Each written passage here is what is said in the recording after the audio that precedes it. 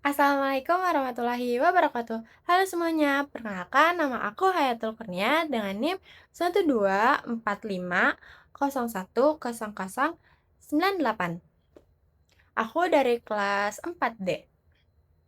Di video kali ini, aku akan mereview buku yang berjudul Studi Kawasan Dunia Islam, Sejarah Teori dan Pemetaan Kawasan, karya eh, Asep Ahmad Hidayat.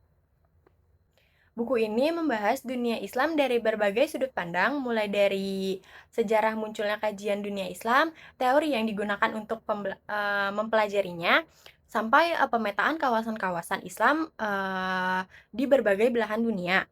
Jadi buku ini tuh bukan hanya membahas ajaran Islamnya aja, tetapi juga lebih fokus pada bagaimana kehidupan masyarakat Muslim di berbagai negara.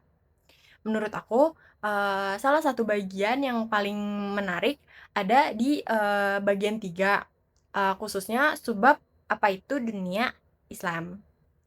Di bagian ini, penulis menjelaskan bahwa, banyak orang, menganggap dunia Islam itu, hanya identik dengan, Timur Tengah, padahal kenyataannya tidak seperti itu.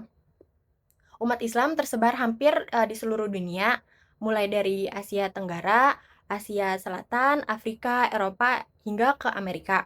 Bahkan, negara dengan jumlah penduduk muslim terbesar justru ada di Indonesia, bukan dari negara di, Timur Tengah. Hal menarik lainnya yaitu penulis menjelaskan, bahwa dunia Islam ini bukan hanya tentang agama, tetapi juga tentang budaya, bahasa, sejarah, politik, dan kehidupan sosial yang sangat beragam. Walaupun sama-sama, beragama Islam, cara hidup masyarakat di Indonesia tentu sangat berbeda dengan masyarakat di Turki, Maroko, Pakistan, atau Nigeria. Perbedaan ini tuh, dipengaruhi oleh budaya lokal, sejarah, dan kondisi negaranya masing-masing. Di sini aku jadi paham bahwa, Islam memiliki nilai yang sama, tetapi cara masyarakat, menjalankannya itu bisa berbeda-beda sesuai dengan lingkungan, tempat, mereka tinggal. Jadi, kita nggak bisa menyamaratakan semua negara muslim hanya karena memiliki agama yang sama. Selain itu juga, buku ini menjelaskan, bahwa, dalam mempelajari dunia Islam, kita perlu menggunakan, berbagai pendekatan. Misalnya kayak pendekatan sejarah, budaya, politik, ekonomi, bahkan adanya pendekatan hubungan internasional. Dengan begitu juga, kita bisa, melihat dunia Islam secara lebih luas dan objektif, bukan hanya dari satu sudut pandang aja. Menurut aku, pembahasan ini tuh, sangat penting karena dapat menghilangkan, anggapan, bahwa dunia Islam hanya berpusat di, kawasan Arab aja. Justru Islam ini, berkembang di banyak wilayah dengan karakteristik yang berbeda-beda. Hal ini juga membuat, kita tuh lebih menghargai keberagaman yang ada di, dalam dunia Islam. Secara keseluruhan, buku ini tuh, memiliki banyak kelebihan. Materinya lengkap, disusun secara runtun, dan pembahasannya, cukup luas karena mencangkup sejarah, teori, hingga pemetaan kawasan Islam di berbagai belahan dunia.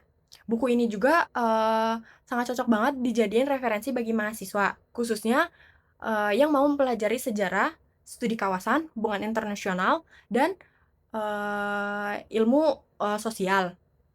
Terus menurut aku juga, ada sedikit kekurangan di dalam buku ini, yaitu, beberapa bagian menggunakan bahasa yang cukup akademis, sehingga kita, perlu, membaca pelan-pelan agar lebih mudah memahami, terutama, bagi pembaca yang baru mengenal kajian, dunia Islam.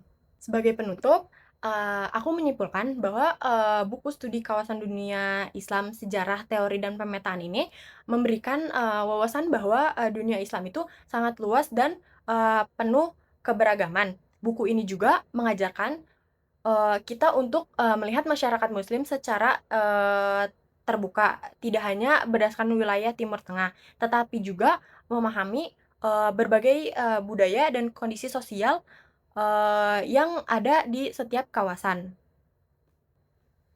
Itulah review buku yang bisa aku sampaikan, semoga bermanfaat dan terima kasih sudah menyimak.